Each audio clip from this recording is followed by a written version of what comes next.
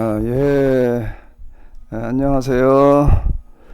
안녕하세요, 목사님. 제주도도 좀 더운가요? 네, 여기도 무척 덥습니다. 그래요. 예, 우리 제주도 목사님, 우리 좀 기도해 주시고 시작하도록 하겠습니다.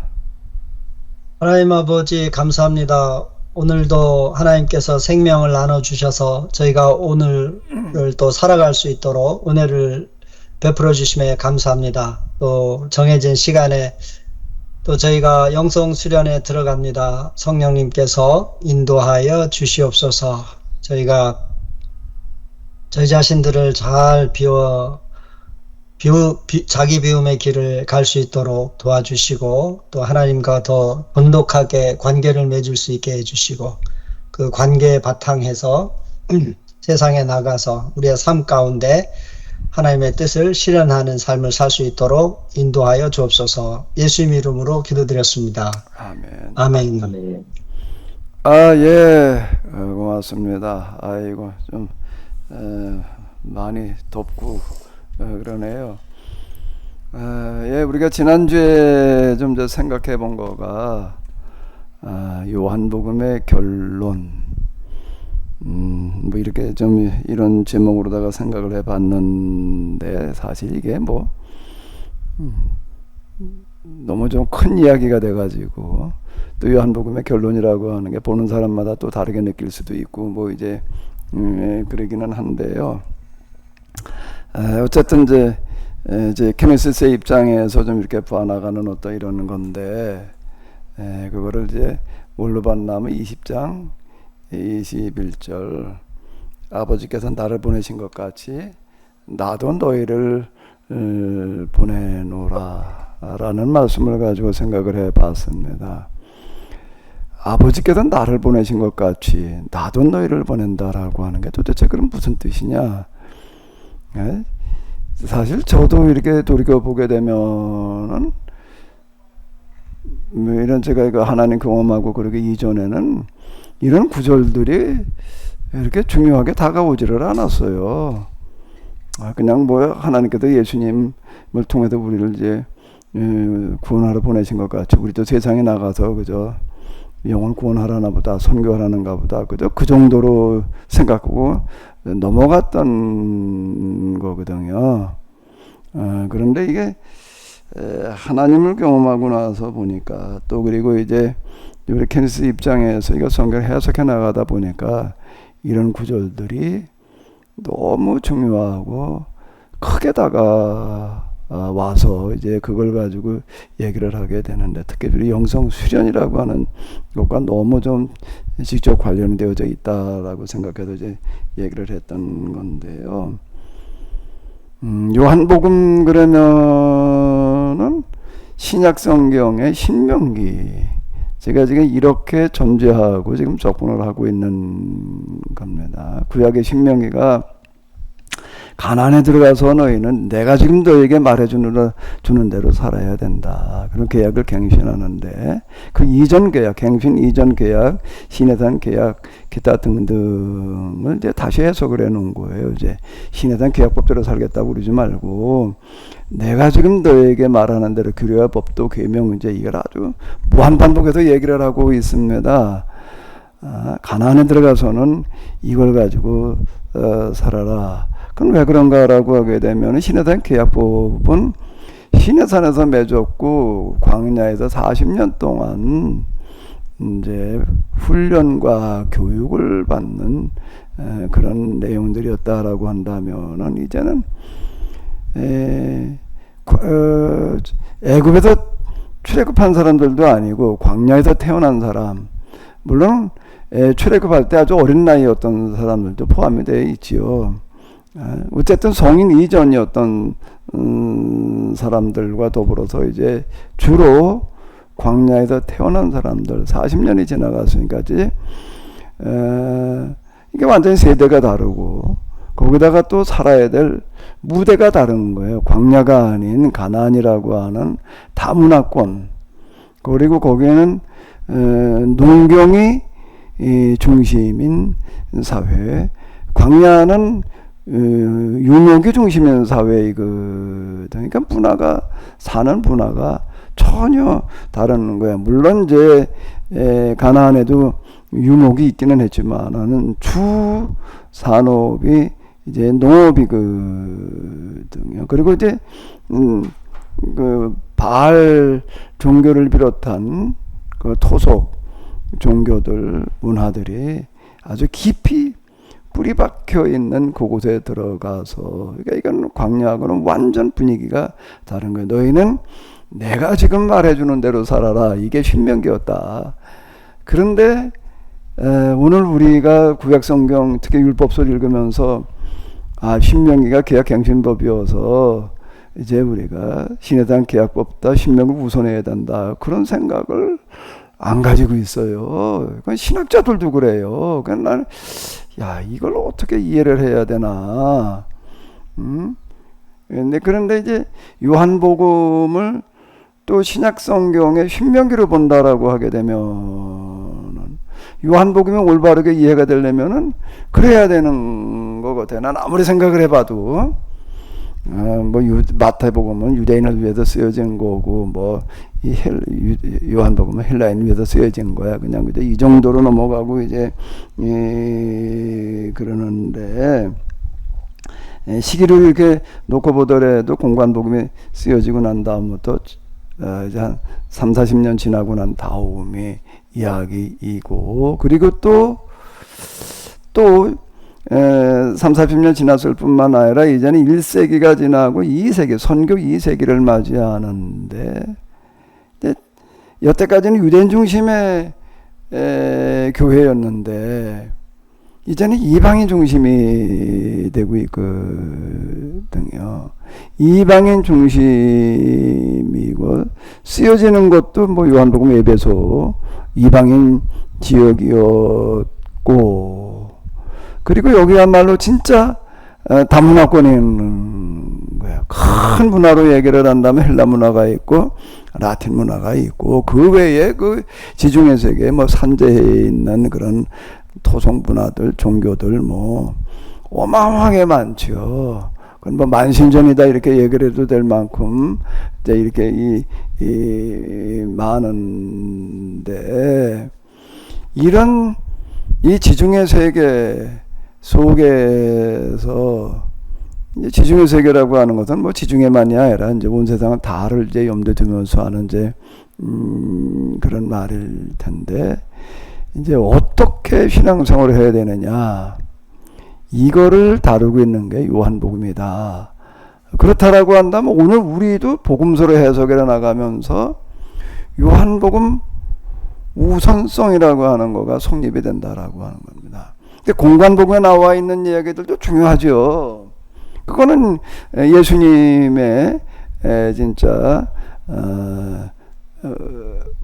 사역과 말씀이 여기 이제 직접 들어있기 때문에, 그런데 그거를 공관복음에서는 이렇게 얘기를 하고 있는데 요한복음으로 넘어와서는 이제 같은 주제를 다루는 경우가 있어요. 아닌 경우도 물론 있으니까, 요한복음에도 모든 주제를 다 다루는 게 아니니까 그때는 우리가 공관복음을 이제 위주로다가 이렇게 해석해 나갈 수밖에 없지만, 이제 공관복음과 요한복음의 주제가 겹치는 경우가 그렇게 많지는 않거든요.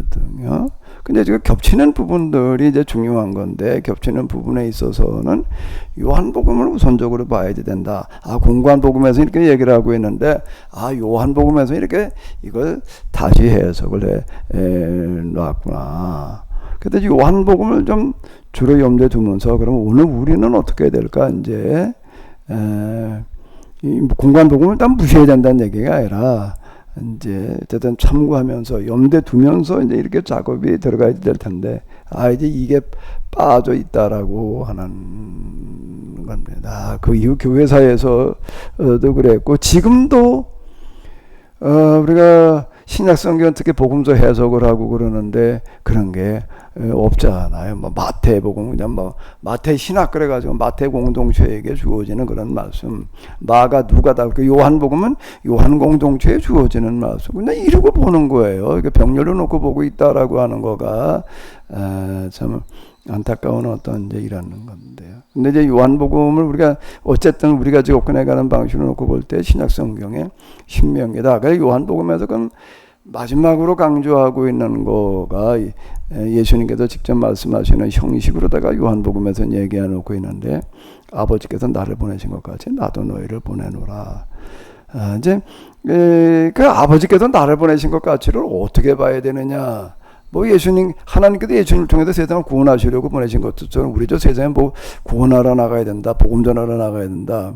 뭐 이제 누구 얘기가 아니라 제 얘기예요. 제가 그 수준으로 이해를 하고 있었는데 다시 이렇게 놓고 보니까 요한복음에서 얘기하는 주요 특징이 뭔가 하면 나는 아버지 안에 있고 아버지는 내 안에 계시다. 이게 제자들에게 계속 하시는 말씀인데 이게 고별설교에 들어있는 거예요. 이제 14장에 주로 이제 고별설교가 다 이제 중요하거든요. 유언이니까 예수님의 유언의 말씀이 되겠는데 그걸 굉장히 길게 다루고 있습니다. 13장 후반부터 시작을 해가지고서 14장, 15장, 16장 그리고 17장은 이제 기도도 사실 이제 그것도 뭐 이제 고별설교 에 포함시켜가지고 이제 아마 봐야 될 그런 내용이라고 이제 이렇게 보여지는데 여기에서 이제 독특하게 말씀하시는 게 뭔가 하면 나는 아버지 안에 있고 아버지는 내 안에 계시다. 그러니까 내가 지금 너희에게 이르는 말은 내 스스로 하는 것이 아니라 아버지께서 내 안에 계셔서 그의 일을 하시는 것이다. 그러니까 내가 아버지 안에 있고 아버지께서 내 안에 계신 것을 믿어라. 요한복음에서 강조하는 요한복음 특히 고별설교에서 강조하는 믿음은 뭘 믿으라는 이야기인가라고 하게 되면은 예수님이 하나님 안에 계시고 하나님이 예수님 안에 계시다는 걸 믿으라는 거예요. 예수님께서 하시는 그런 모든 말씀들은 예수님 스스로 하시는 말씀이 아니라 하나님께서 예수님 안에 계셔서 하시는 말씀이고 하시는 일이다.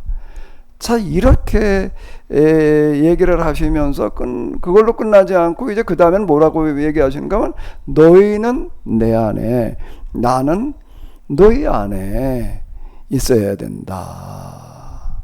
자, 이렇게 얘기를 하신다는 거예요. 이제 이걸 가지고서 이제 제가 지난 시간에 아버지께서 나를 보내신 것 같이 나도 너희를 보내신다라고 하는 거, 이제 이 관계를 가지고 이제 얘기를 한 거예요. 하나님과 예수님의 관계처럼 나와 너희의 관계가 같아야 된다. 이게 이제 예수님께서 요한복음에 의하면은 마지막으로 강조하시는 고별설교다. 그리고 부활하신 다음에 이제 제자들에게 마지막으로 하신 부활하셔서 이제 열흘 동안 계셨는데 그때 하셨던 말씀 중에 이제 요한복음에 의하게 되면 결론적인 얘기에 해당되어야 된다. 이제 이렇게 이제 본 건데 뭐 지난주에 그건 우리가 다뤘던 이야기니까 이제 그렇고요. 근데 이제 거기서 그러면 우리가 예수님 안에 거하고 예수님이 우리 안에 거하신다는 게 뭘 어떡하라는 거예요. 이거야말로 진짜 구름 잡는 얘기예요. 뭐 어떡하는 게 내가 예수님 안에 있는 거야. 예수님께서 내 안에 계시다는 게 뭐가 어떻게 되는 거야. 이거 이러고 끝나버리게 되면 굉장히 어렵습니다. 그런데 이제 지난 시간에 저희가 같이 이렇게 본 거가 뭔가라고 해도 그에 대한 단서가 구체적으로 뭔가 하면은 너희가 내 안에 거하고 내가 너희 안에 거하면이라고 말씀하지 않고 내 말이 너희 안에 거하면 이렇게 얘기를 하셨다라고 하는 겁니다. 예수님 말씀이 우리 안에 거한다는 게 뭐가 어떻게 한다는 거예요. 뭐 시시때때로 그냥 직접 말씀해 주신다는 얘기인가?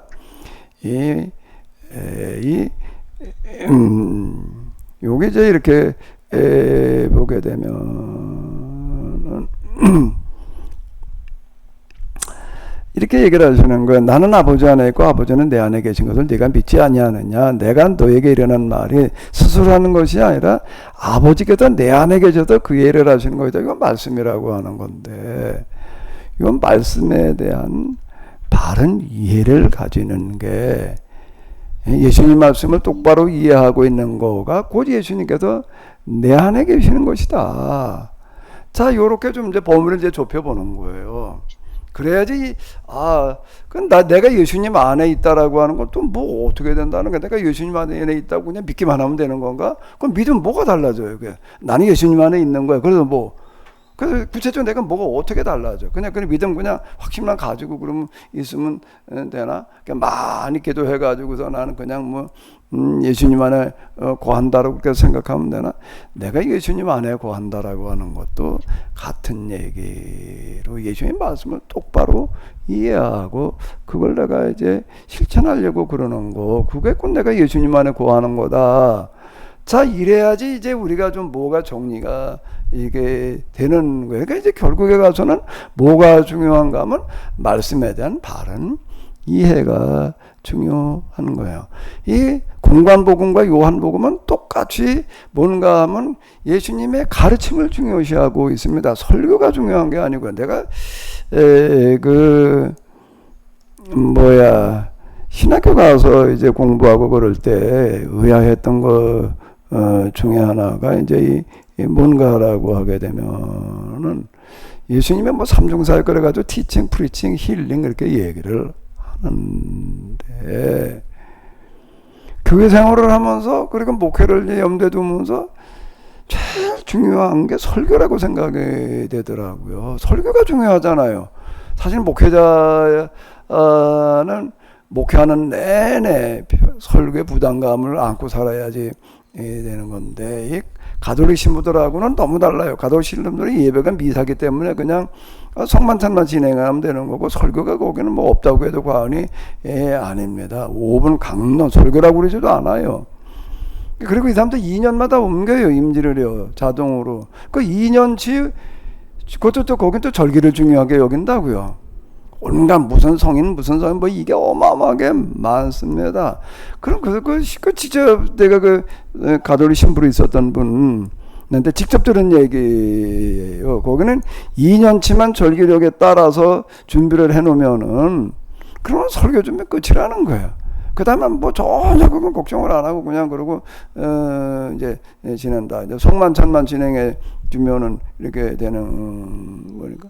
근데 개신교 목사는 얘기가 달라. 이게 새벽 기도부터 시작을 해가지고서 수요 예배 수요 주일 주일 2번 또 그 다음에 신방 갈 때마다 또 뭐라고 그래야 되잖아. 그거 다 따져보니까는 한 주일에 10번이 넘어 10몇 번. 신방을 얼마나 가는에 달려 있는데 최소한 10번은 되는 거야. 새벽마다 해야 되지. 주일 2번, 수요일 그러니까 10번은 기본인데다가 신방 갈 때마다 이래놓으니까 이게 참 보통 큰 부담이 아닙니다. 근데 예수님의 사역에는 프리칭이 먼저가 아니고 티칭이 먼저라는 거예요. 순위가. 난 이게 도무지 이해가 안 됐어요. 아니 프리칭이 중요하지 티칭 그러면 그냥 신학교 가다가 배우는 것도 기독교 교육이라고 하는 데에서 이렇게 배우잖아요. 기독교 교육이라는 과목을 통해 가지고서 그것도 이제 저학교 같은 경우 필수로 대해서 이제 두학기인가 이렇게 하더라고요. 이제 거기서 이렇게 배우는 거 지금도 저희 학교에서 가르친 걸 보게 되면은 기독교 교육은 주일학교 썬데이 스쿨이 우리나라는 그냥 애초에 애들을 주일학교 그렇게 이제 생각하는데 그 서양 초기에서는 성인까지 다 포함해 가지고서 이제 교회학교 주일학교 이제 이렇게 얘기를 해서 발전 과정 주로 이런 거 배웠어요. 주일학교가 이제 어떻게 시작돼가지고 어떤 과정을 거쳐가지고 오늘에 이르렀다. 그리고 이제 교회 교육에 대해서도 이제 여러 또 이제 그 주요 사상가들이 있어요. 주로. 그럼 그 사람들의 이제 그 사상이 뭐가 어떤 건지. 그러니까 주일학교 교육의 역사와 거기에 기독교 교육학자들 몇 사람 주요 사상 이로 배우는 거고 시험도 못 주로 그런 게 나는 거고 그리고 우리나라의 교회 현장에서는 주일학교 그러면 주로 이제 애들 교육이잖아요. 그럼 이제 주일학교 교사들이 주로 가르치는 뭐 어떤 이런 거. 근데 이게 왜 티칭이 먼저 올라가 있는지가 내가 이해가 안 됐어요. 나중에 가가지고 내가 이제 케노시스 이런 걸 하면서 이해를 하는 게, 이 티칭이라고 하는 거가 그냥 주일학교에서 가르치는 이걸로다가 나는 그 교육 티칭 그럼 그렇게 이해를 했는데 그게 아니라 성경과 하나님에 대한 올바른 이해가, 이게 티칭이구나. 참 이렇게 제가 이제 생각이 바뀌는데 참 오래 걸렸습니다. 그럼 이 복음서에서 얘기하는 예수님의 그 프리칭이라고 하는 거는 오늘 우리가 하는 설교를 프리칭이라고 그래가지고 이걸 제가 오해한 거예요. 오늘 우리가 하는 것 같은 그런 설교를 예수님께서 하시는 게 아니라 하나님 나라를 선포하는 거예요. 하나님 나라의 임재를 선포하는 거. 천국 복음을 선포하시면 이제 마태복음에 보게 되면 그들 저희 회당에서 가르치시며 천국 복음을 선포하시며 선포예요. 하나님 나라 가지고 임했다. 임해야 된다. 임하고 있다. 자, 이거고 그 다음에 이제 힐링은 주로 사람 모이게 하는 그런 방법으로 이제 힐링 그 자체도 물론 병든 사람 고쳐주시는 것도 어느 정도 목적이 있기는 하지만은 그 힐링의 소문을 통해 가지고 사람들이 이제 한 자리에 모이게끔 처음에는 소문 내러 이제 갈릴리 지역을 좀 돌아다니셨어요. 몇 군데. 이제 소문이 나니까는 병자 고친다 소문이니까 온 수리아에 퍼졌다. 그러니까 사람들이 그냥 모든 앓는 자, 각종 병에서 고통당하는 자, 귀신 들린 자, 간질하는 자, 중풍병자들을 들여오매 그들을 고치시더라. 그건 갈릴리, 데가볼리, 예루살렘, 유대, 두루와 시돈 지역에서 사람들이 이렇게 몰려왔다. 이제 몰려오게 하는 방식으로다가 이제 주로 하시는 게 힐링이었고, 그 갈릴리 바닷가 거기에 수만 명 모여가지고 집회가 가능하니까 넓이도 그렇고 또 이제 바닷가에 바람 이용을 해가지고 또 수많은 사람들한테 가르치신 거예요. 그러니까 예수님의 사역의 중심은 가르치심이었다는 거예요. 당시 유대교의 잘못된 가르침에 대비해서 성경과 하나님을 똑바로 가르치시는 거. 제가 신학교를 졸업하고 나서도 이게 안 돼 있었던 거예요. 예수님께서 하신 사역의 티칭이 무슨 사역이었는지 모르고 그냥 그러고 그저 티칭, 프리칭, 힐링의 3대 사역이야. 그게 무슨 뜻인지 내가 몰랐던 거야. 지금 돌이켜보게 되면 참 진짜 원 한심하게 짝이 없었다. 그리고 설교를 합시고 목회를 합시고 했더니 이게 뭐가 어떻게 됐을지 참 이제 낯뜨거운 그런 얘기인데요. 이 티칭이라고 하는 게 그만큼 중요하다. 이게 전부라고 얘기를 해도 과언이 아니다. 내가 나중에 하브리 얘기를 쓰면서 이스라엘의 이 레위지파 체제라고 하는 거가 교육 체제다. 공화국을 선포하는 그런 체제다. 이렇게 저게 해석한 것도 이제 제사장과 레위인들이라고 하는 사람은 그전에는요, 그냥 제사 예배나 집전하는 사람들로 알았는데 그게 아니라 교육자들로 봐야지 된다. 그 교육이라는 게 얼마나 중요한가 하면 한 지파를 따로 떼가지고 교육만 전담하게 했다. 그 12지파 대 레위지파. 그러니까, 한 사람의 평균 따지기는 12명 가르치라는 얘기가 되는 거예요. 그러니까 예수님께서 12제자를 주신 것도 지금 이거고 같은 얘기가 되는 건데, 아니, 교사의 비중이 학생 12명의 교사 하나. 지금 초등학교 얘기 들어보니까 우리 다닐 때는 보통 한 반에 60명이었는데 있는데 우린 베이비붐 세대가 돼가지고서요 아주 그냥 교실도 컸어요.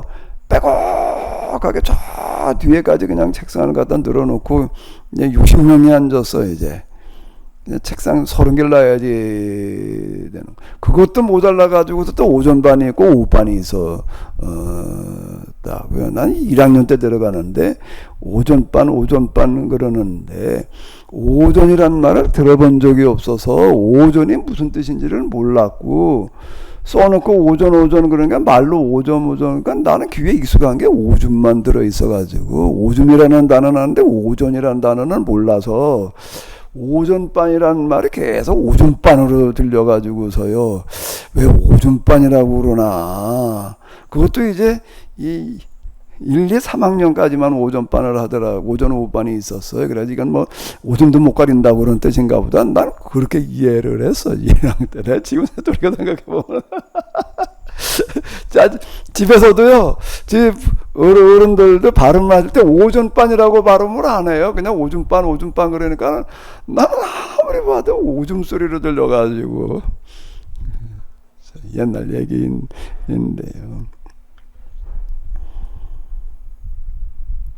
교사 대 학생 비율이 1대 60.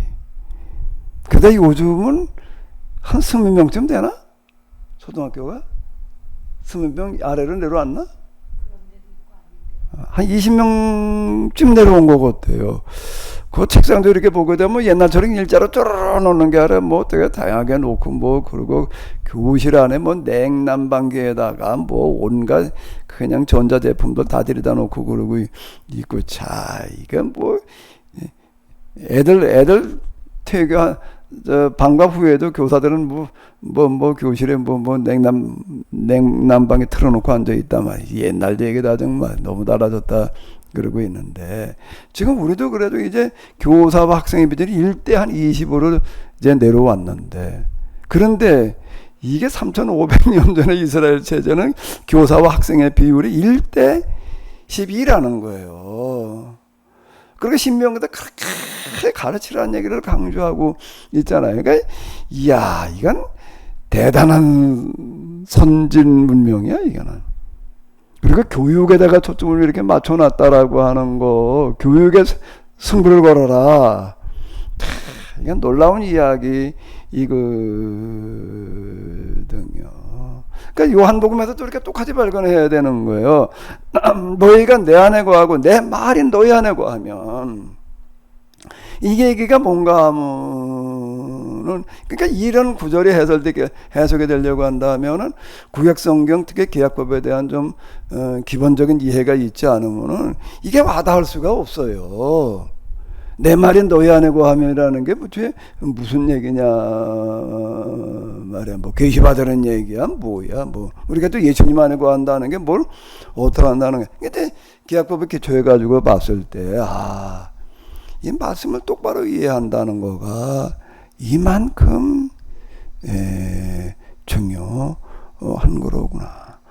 나중에 이제 이스라엘 체제에서 이렇게 보게 돼 이스라엘 역사에서 이렇게 보게 되면은 그들이 율법의 중요성을 이제 포로기를 통해서 발견을 하게 되는데 그 포로기 이후에 나타나는 그런 현상에 그리고 이제 서기관이라는 사람들이 이제 등장을 하잖아요. 이제 성경만 전문적으로 연구하는 그런 사람들은 이제 제사장과 구분된 서기관이 등장을 하는 게 이제 그 포로기 이후에 이제 나타나는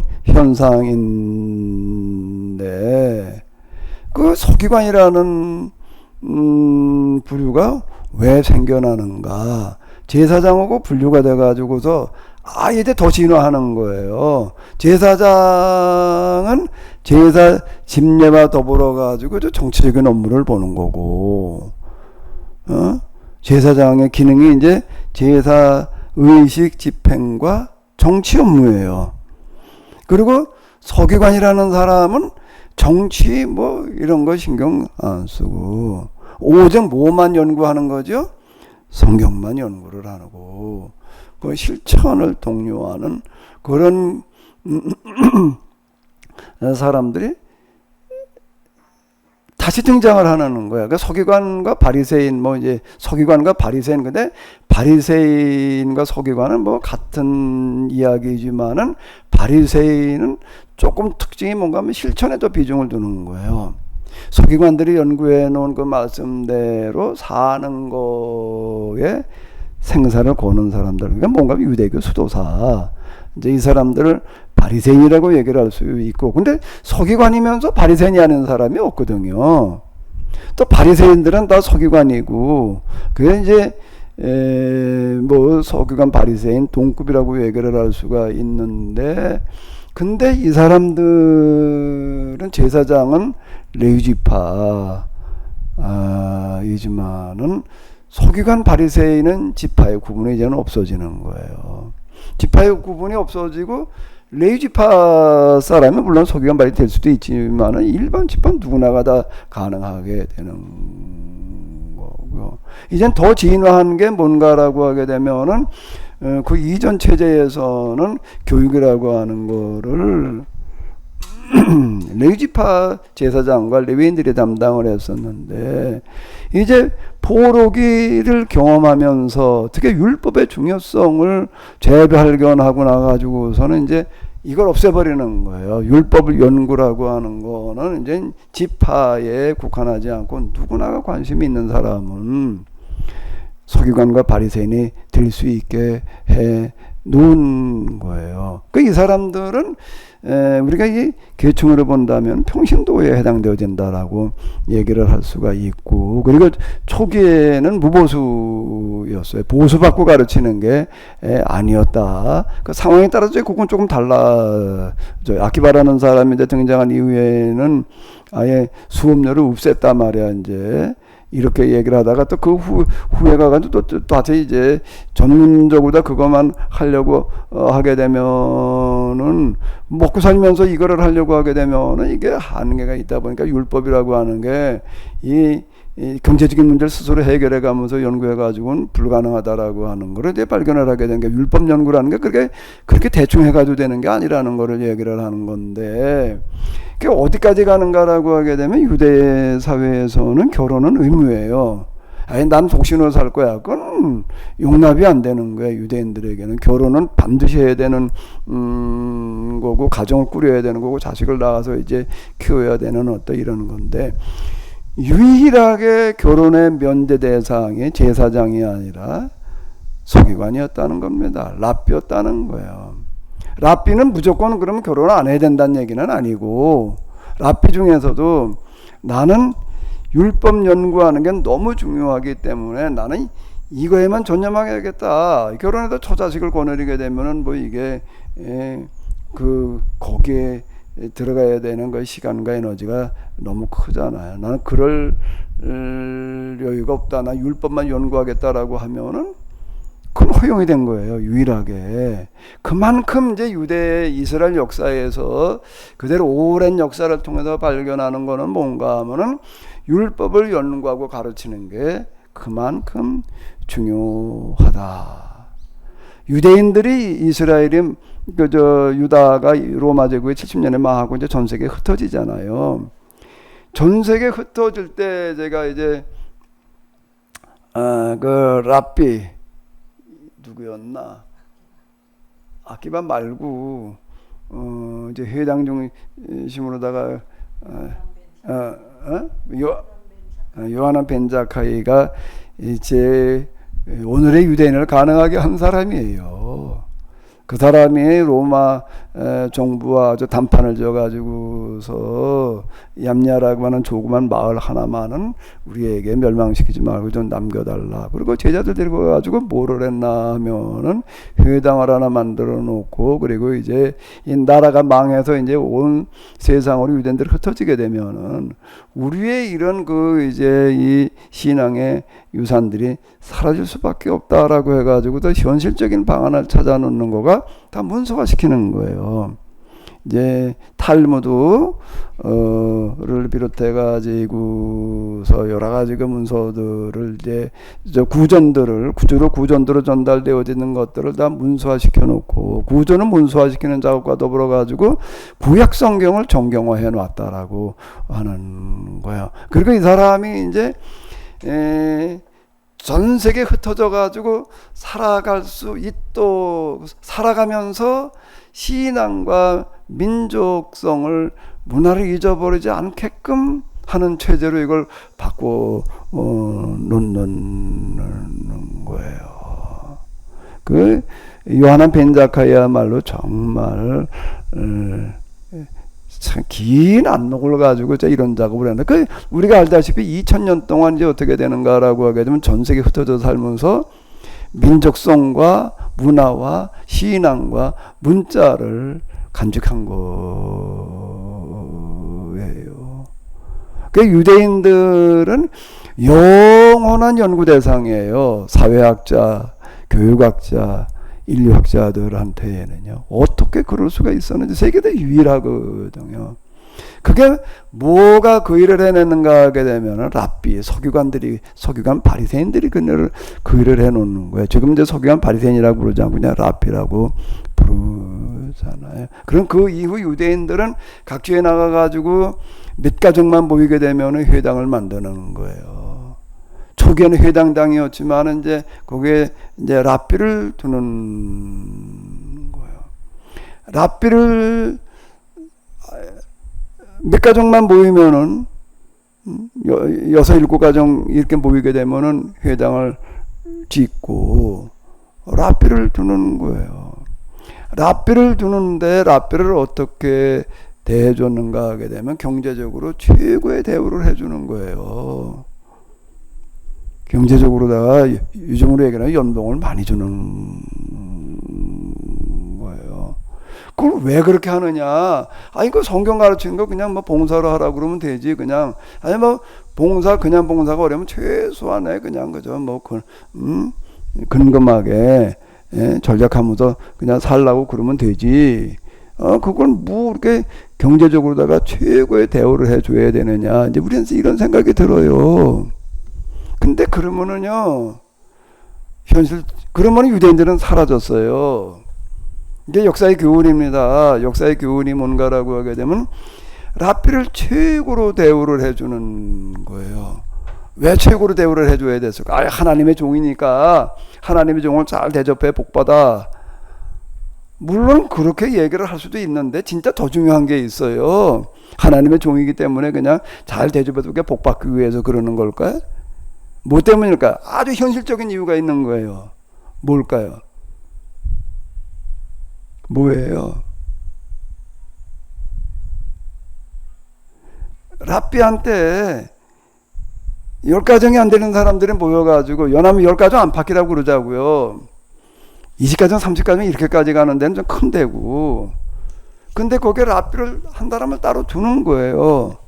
그 랍비한테는 주로 뭘 하는가 하면 안식일 날 뭐 가르치는 것도 그렇지만 애들한테 율법 가르치는 걸 이제 전담시키는 과외교사처럼 두는 건데, 일종의 그러니까 랍비라는 건 뭐였는가 하면은 성경, 요즘 우리가 쓰는 말로 하면 과외교사예요. 근데 그 과외비를 얼마를 줬는가라고 하게 되면은 고액을 주는 거예요. 요즘으로 얘기를 한다면 억대 연봉을 주는 거예요. 억대 연봉 이상을 주는 거예요. 요즘 억대 연봉 그렇게 되면 기업에서도 그건 진짜 아주 하이 클래스에 해당되어지는 어떤 이런 거잖아요. 억대 연봉자. 요즘은 이렇게도 좀 많이 얼마 전까지만 하더라도 억대 연봉 그러면 특별한 계층의 사람들이었다고요. 그 셀러리맨들 중에서. 근데 이걸 그렇게 주는 거예요. 왜 그랬을까요? 이 사람들은 뭐 돈이 쓸 데가 없어가지고 남아 돌아가지고서 그랬을까요? 아주 현실적인 이유가 있습니다. 뭐 때문이죠? 자기들이 살아남기 위해서는 율법을 잘 알고 제대로 가르쳐주는 사람이 있어야지만 되는데, 그래서 그걸 가지고 아이들한테 뭐 내가 그냥 요즘 뭐 홈스쿨링 해가지고 그냥 가르치지. 물론 부모가 가르쳐야 되는 부분도 있지만은 부모가 율법을 그렇게 꿰뚫어 보고서 안다는 게 그렇게 간단한 얘기가 아니라는 거예요. 그들이 역사를 통해서 그걸 경험을 하는 거예요. 그러면은 사활이 어디에 걸려나면 우수한 랍비에 이게 사활이 걸리는 거예요. 그 우수한 랍비가 등장하게 하려면은 현실적인 이유가 있어야지 되는 거예요. 그 사람을 제일 존경받는 사람이 되게 해줘야 되는 거고, 라피는 제일 존경해줘야 되는 거예요. 하나님의 종으로. 근데 그걸로만 끝나지 않고 하나님의 종으로 존중해주는 것만 가지고서는 우수한 라피가 등장하기를 기대하는 거는 어려워요. 이제 레위인에서 이제 레위 지파를 이제 포기해버린 거, 그건 이미 포로기 때 나온 어떤 그런 현상이고요. 어떻게 해야 되는 거죠? 경제적으로 최고의 대우를 억대 연봉을 줘야지 우수한 애들이 라피 되고 싶어 하는 거예요. 야, 라피가 존경스럽긴 한데, 라피 되면 그냥 그건 아주 평생을 그냥, 정말 존귀하게 살아야 돼. 그냥 존경받기 위해서 귀한 일이, 그거 가지고서는 이게 안 된다는 겁니다. 이게 현실이라는 게, 사람의 현실이라는 게, 이런 얘기, 최고의 존경과 더불어 가지고 최고의 연봉을 줘야지 달라들 거 아니에요. 그게 이스라엘, 특히 유대인의 역사예요. 오늘 우리 교회에서는 그냥 죄정 뭐 잘 대접해 복받아 그냥 이 정도 수준으로 자꾸 이해를 하려고 그러는데, 우리가 가능하면은 목회자들을 경제적으로 최고를 대우를 해서 억대 연봉을 줘야지 되는 거예요. 그럼 뭐 목사님한테 억대 연봉 주고 나면 그건 뭐 우리 교회가 뭐 목사님 억대 연봉 받는다고 그거 갖다 어디다 쓰겠어요? 그걸 뭐 혼자 뭐 부귀영화 누리는 데 쓰려고 그러겠어요? 네. 그래야지 이게 현실적으로 맞는 이야기가 되는 겁니다. 그럼 유대인 체제라고 하는 걸 한번 생각을 해봐봐요. 연합 가족 안팎에 모여가지고 회당을 하나 줘요. 그리고 이제 라피를 하나 이제 모셔다 놓고 억대 연봉을 줍니다. 그러면 연합 가족 안팎에 월 한 1,000만 원을 주려고 한다면은요, 그 엄청난 부담이에요. 그 과외비에 그게 이제 요즘 우리로 고액 과외비 수준이야. 이제 고액 과외 교사를 뒀다고 생각을 하고 그렇게 하는 건데, 그럼 그 사람들이 헌금한 거는 다 어디에 쓰였냐면 회당 운영비 좀 어느 더 들어가는 거 외에는 다 라피한테 가는 거예요. 그러면 이제 옆에서 갈 때, 아니 그 뭐 교회 헌금해가지고 다 목사님 사례비 주고 나면 그럼 교회는 우리는 뭘 하라고 말해. 이제 이렇게 이제 우리는 이제 그거 뭐 사회사업도 해야 되고 말이 이것도 사랑해야 되고 어쩌고 저쩌고 뭐 이제 이런 생각이 들 수가 있는데, 이스라엘과 특히 유대교의 역사를 보게 되면은요, 랍비의 역할이라고 하는 거가 그들의 사활이 걸려 있다. 여기에 헌금 다 써도 그게 남는 장사다. 이렇게 생각을 한 게 유대교 역사고, 그게 오늘의 유대인들의 오늘의 유대인이 된 길이에요. 이게 역사적인 교훈이에요. 이 부분이요. 그거는 사람이요, 대우를 받으면은 대우를 받은 만큼 책임감을 느끼게 되어져 있습니다. 남의 집에 일을 하러 갔어요. 나는 오늘 그냥 이 사람이 내가 봉사해주러 좀 도와주러 온 거야. 물론 내가 도와줘도 열심히 지구정성으로 할 수도 있겠지만은요, 나는 오늘 하루 일당을 말이야, 딴 데 15만 원 받는데 난 30만 원 받고 일하는 거야. 아니 그러면 어떻게 하려고 그래야 돼요? 30만 원어치 일을 하려고 그럴 거 아니에요. 응? 딴 사람들 다 15만 원 주는데 이 사람은 병신이어가지고 나 30만 원 죽었어요? 그 얘기는 너 30만 원짜리 일을 해. 네가 하는 일이라고 하는 게 아주 중요한 거니까. 자, 이겁니다. 아주 현실적인 이유. 이게 그들은 오랜 역사적인 경험을 통해서 찾아내는 겁니다. 사도 바울이 너희 가르침을 받는 자는 가르친 자와 내가 가진 가장 좋은 것을 같이 나눠라. 이제 이렇게 얘기를 하는 거가 바로 이제 이런 이야기가 이렇게 되는 건데요. 설교가 잘못되면 역사가 그 사람만이 아니라 역사가 망한다. 제가 이제 합의력이라도 누차 강조를 했는데, 제가 이쯤 와가지고 이렇게 보니까는요, 이야, 이거 진짜 성경을 좀 올바로 가르칠 수 있는 사람 하나가 등장을 한다는 게, 이게 얼마나 진짜 쉽지 않은 일이고 동시에 얼마나 중요한 일인가. 그 시대의 속망이 여기에 걸리는 거예요. 교회만이 아니라 한 교회의 뭐 문제가 아니라 그 시대에 죽고 사는 문제가 여기에 걸렸다는 거예요.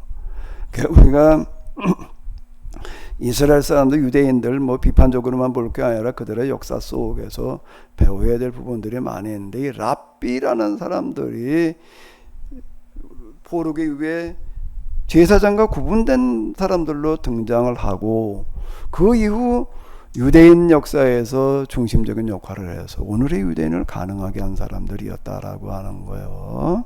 그럼 어떻게든 그런 훌륭한 랍비 전통을 이어갈 수 있었는가 하면은 존경과 더불어 뭐라고요? 경제적인 대우예요. 아주 현실적인 겁니다. 그게 곧 뭔가라고 하게 되면은 유능한 랍비를 등장하게 하는 거. 그럼 헌금 기껏 해가지고 뭐 랍비나 다 준다, 목사님이나 사례비 다 준다면 그럼 우리는 뭘 하라고?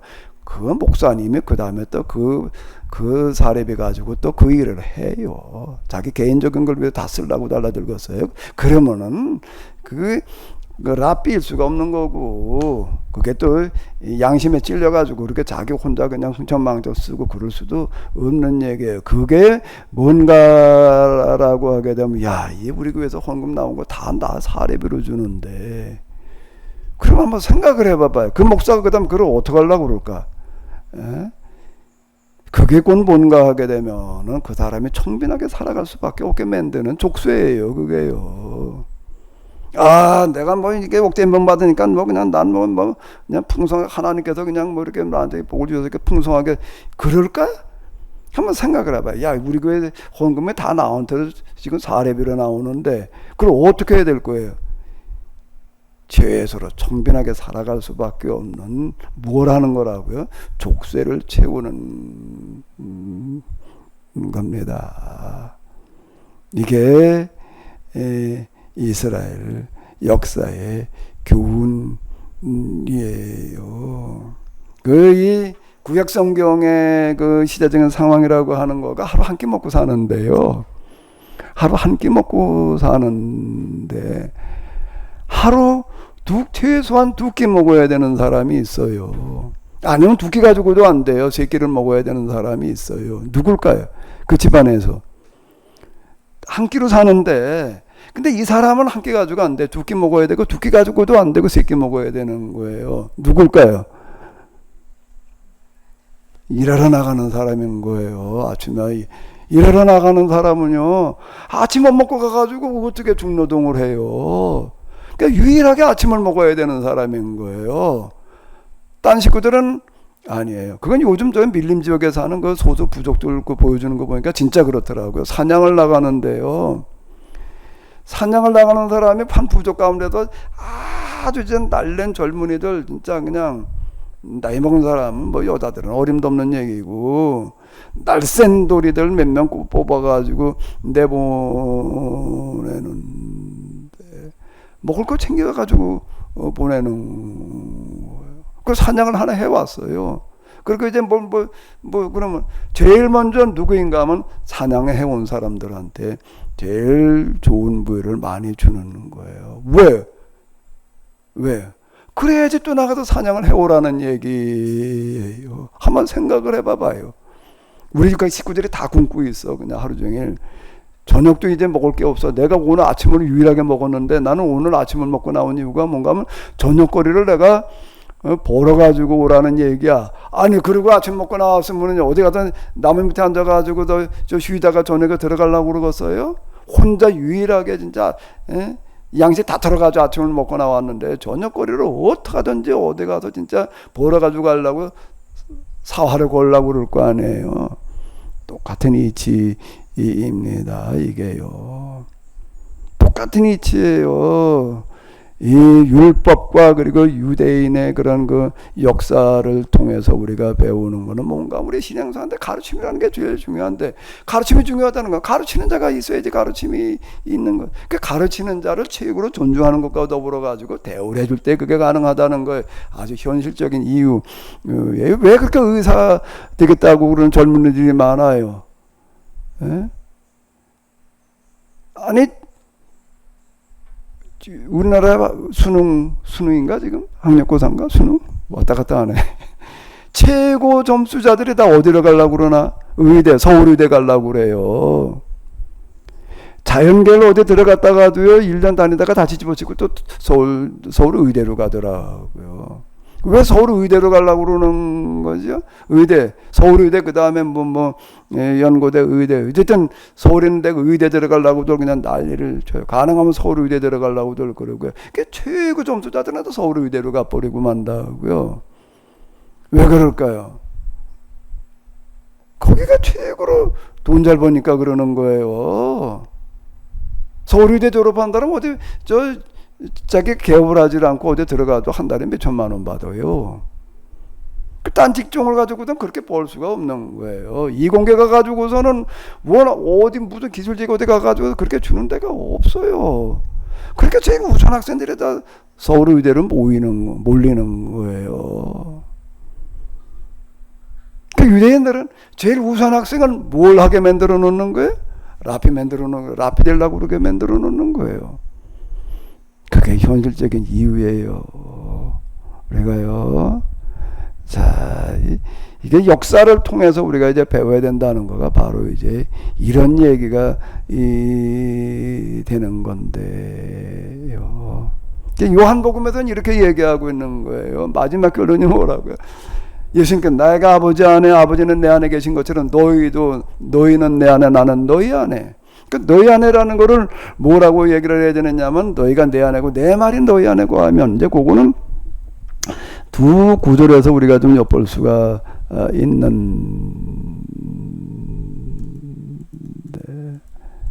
우리가 잘 아는 8장 31절 32절을 보게 되면, 그러므로 예수님께서 자기를 믿은 유대인들에게, 아무 데나 한 얘기가 아니고 자기를 믿는 유대인들에게 이르시되 너희가 내 말에 거하면, 그럼 무엇을 믿었다는 얘기인가 하면 앞에 주르르 이렇게 보게 되면 이제 8장에 예수님의 설교가 주르르 나오는데, 설교에 대해서 이제 이걸 잘 이해하고 받아들이는 사람이 있는가 하면 그렇지 않은 사람들이 있는 거예요. 예수님의 말씀을 잘 이해하고 받아들이고 있는 사람, 그 사람들이 믿는 사람들이라고 얘기를 하는데, 그 사람들에게 뭐라고 얘기를 하시는가 하면 너희가 내 말에 거하면, 내 말을 잘 이해하면 비로소 이제 참으로 내 제자가 된다는 거예요. 참으로 내 제자가 되고 참내 제자가 되고, 진리를 할지니 진리가 너희를 자유하게 하라. 여기서도 뭔가 하면 예수님의 제자가 된다는 게, 누가 예수님의 제자인가 하면 누가 예수님 안에 거한다 하고 예수님의 제자라는 얘기인데, 예수님의 말씀을 잘 이해하는 사람이 예수님의 제자라는 거예요. 그냥 열심으로 그냥 예수님 죽게 살고 따라다니는 것만 가지고서는 안 된다는 거예요. 말씀을 똑바로 이해해야 된다라고 하는 겁니다. 제가 키노시스 세미나 지금 이제 아마 한 30여 년, 25년 이제 이렇게 돼가는 것 같은데, 제 주변에 이제 키노시 여기 왔다 간 사람들, 거쳐가는 연인으로 따지면 상당히 많습니다. 근데 끝까지 남아있는 사람들은 어떤 사람들인가 하면 키노시스 메시지를 이해한 사람들이 남아있더라고요. 제가 중간에 이런저런 일들을 좀 많이 벌렸어요. 무슨 효소도 만들자, 빵도 만들자, 또 재단법인도 만들자 말이야. 처음에는 그냥 제가 한다니까 관심 가지고 또 조합도 하나 또 했어. 근데 기대처럼 잘 안 되는 거예요. 저도 잘 됐으면 싶었지만, 근데 사람들이 혼란에 빠져요. 아니 목사님 말에 한다고 그래가지고 그냥 하나님께서 함께 하셔서 그냥 되는 일인 줄 알고 같이 따라 나섰더니, 이게 이러냐 말이야. 하는 거 마냐, 마다 왜 이 모양이냐. 이렇게 이렇게 생각들을 하고 얘기들을 하는 거예요. 진짜 하나님께서 함께 하신다면 그 일이 왜 이렇게 안 되냐? 당연히 돼야지. 많은 사람들이 이것 때문에 떠났어요. 많은 사람들이요. 그럼 뭐 하나님께서 함께 하신다는 게 뭐냐? 뭐 큰 말씀 해석하는 거 보니까 야 진짜 그런데 맞는 얘기 같은데, 근데 진짜 그게 하나님께서 함께 하시는 말씀이라고 한다면 사람들이 좀 많이 모여야지. 이게 뭐 세미나 서산 세미나 할 때 뭐 맨날 100명 안팎인데 100명 넘어갈 때가 한 두세 번 됐나? 제일 많이 할 때가 120여 명까지 왔던 것 같고, 보통 한 80명, 90명. 보통 이 정도, 80명 안 될 때도 있었어요. 어떤 때는. 100명은 돼야지 이게 10만 원 받아가지고 겨우 이게 되는데, 이제 80명 되면 이제 마이너스 되기 딱 좋고 이래가지고 이제 그거서 하나님께 진짜 함께 하신다면 말이야, 사람이 많이 모여야지 뭐가 되는 거고, 어느 일마다 좀 돼야지 이게 하나님께서 함께 하신다는 거지. 이제 이것 때문에 실망해서 떠난 사람들이 다수입니다. 다수예요. 저도 할 말이 없어요. 뭐라고? 저는 이제 이렇게 그러면 절대 명분은 되냐 안 되냐가 문제가 아니고, 끊임없이 우리가 도전하는 데 의미가 있다. 이건 실패한 게 아니라 안 된 게 아니라 마중을 보는 거고 심어놓은 거와 같다. 이제 제가 이렇게 얘기를 하죠. 그럼 또 그걸 또 변명대로 놓는다고 이렇게 듣는 사람도 있고, 그냥 잘못했다고 그냥 내가 실수했다고 인정하고 끝나야 될 일이지 말이야. 왜 그걸 또 그렇게 말하나? 또 그렇게 되던 사람도 있어요. 되게 이렇게 얘기를 하니까 말이야 화내더라고요. 어떤 사람은요. 무슨 말을 그렇게 하냐 말이야. 나는 그게 마중물이고 심은 거지. 절대 이건 실패가 아니다.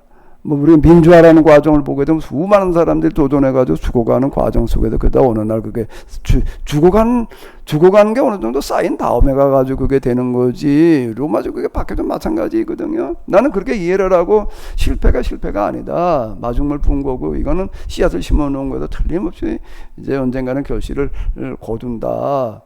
그리고 계속 나는 이제 또 도전하고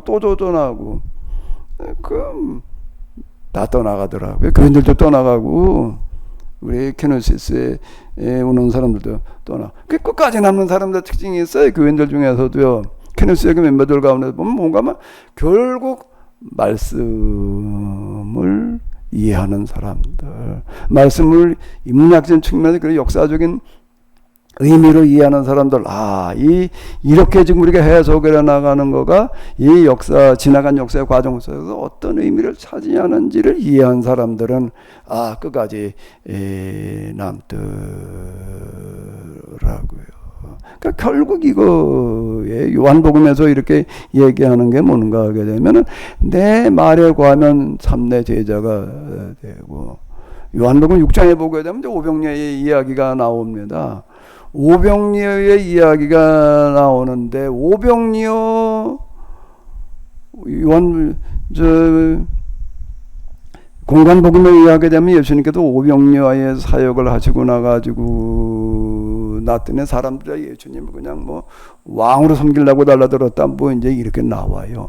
오병이어만 딱 하고 끝났으면은 공간복음 오병이어 역사 이야기하고서 사람을 돌려보내는 얘기로 끝나는데, 요한복음은 그렇게 나가지 않아요. 설교가 더 길어요.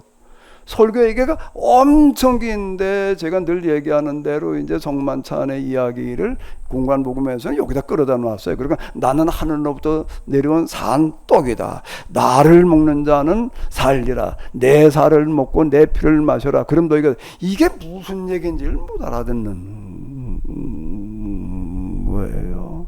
그 사람들이 어렵다. 도대체 이게 뭔 소리냐 말이야. 이래가지고 요한복음에 의하면 공관복음에서 사람들 떡 먹고 그냥 돌려보내서 돌아갔는데요. 다 시험에 들어서 떠나가는 거예요. 떡 먹은 건 좋은데 도대체 이 사람이 어떻게 산떡이라고 그러냐 말이야. 어떻게 제사를 우리에게 줘가지고 먹게 하겠냐. 이렇게 떠나가는 거예요. 다 떠나간 것 같아요. 거기 보게 되면 이제 몇 명 안 남았어. 예수님께서 물으시는 거예요. 12 제자들한테 물어요. 너희도 가려느냐? 그랬더니 누가 대답을 했죠? 뭐라고 그랬어요? 베드로가 대답했다는 건 안 해. 그래도 베드로가 뭐라고 그랬어? 생명의 말씀이 여기 계시오니 우리가 어디로 가고? 우리가 어디로 가? 요게 답이에요. 이게 요한복음이에요. 생명의 말씀이 여기 있는데 우리가 어디로 가오리까? 예수님으로 얘기를 하신다면은요, 완전 제자들이 기대하던 게 완전 실패였어요. 예수님이 그렇게 험하게 돌아가실 거라고 생각지를 않았거든요. 예루살렘에 올라가신다면 틀림에 가서 왕이 되셔가지고 말이 유대교의 그 메시아들 얘기하는 것들은 온 세상을 지배할 왕이 아니라 황제가 될 거라고, 왕중왕이 될 거라고 이렇게 기대도 돌아가시는 거예요. 이게요. 기대하고는 너무 달라지는 거예요. 그 결국 예수님을 따르는 사람들 누가 보면 예루살렘에 올라갈 때 수만 명이 따라오는데 너희가 날 따라온다는 게 뭐라는 건지 알고 알아 그 얘기를 계속 하십니다.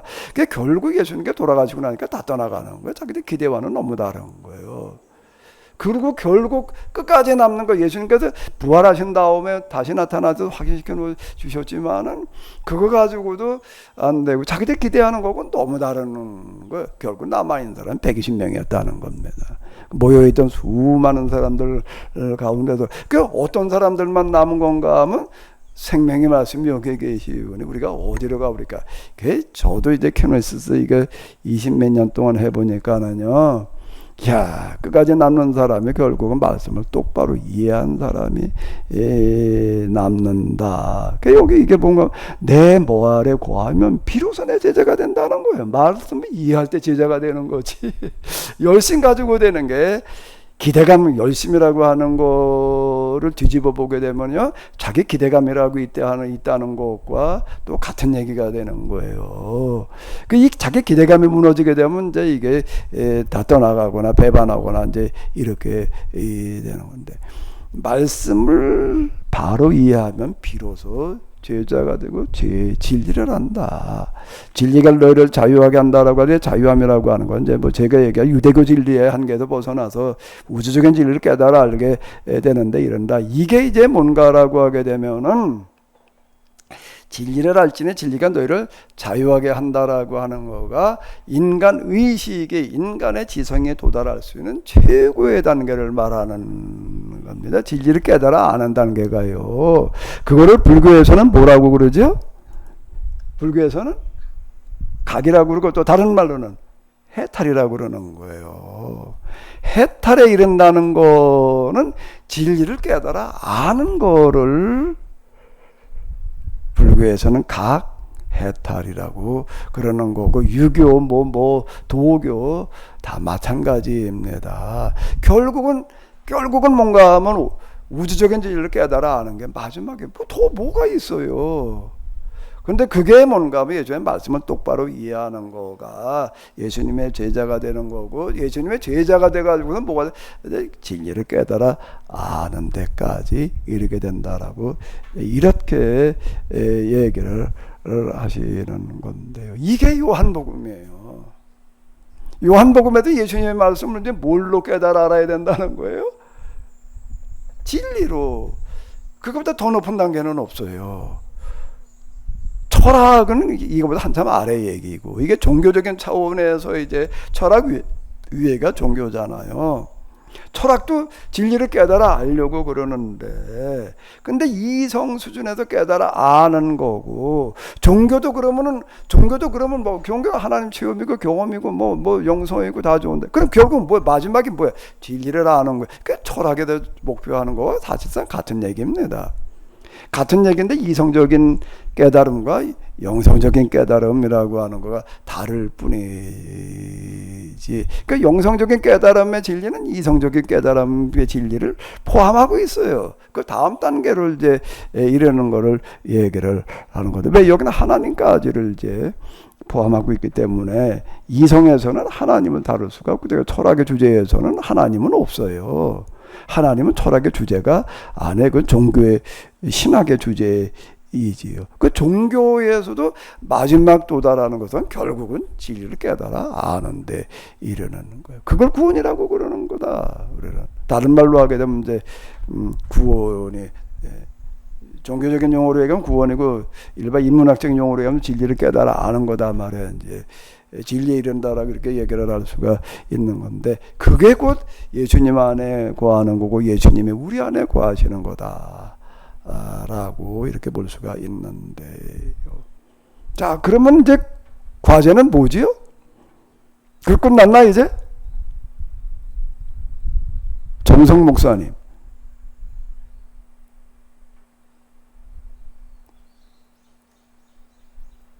그럼 과제는 뭐예요?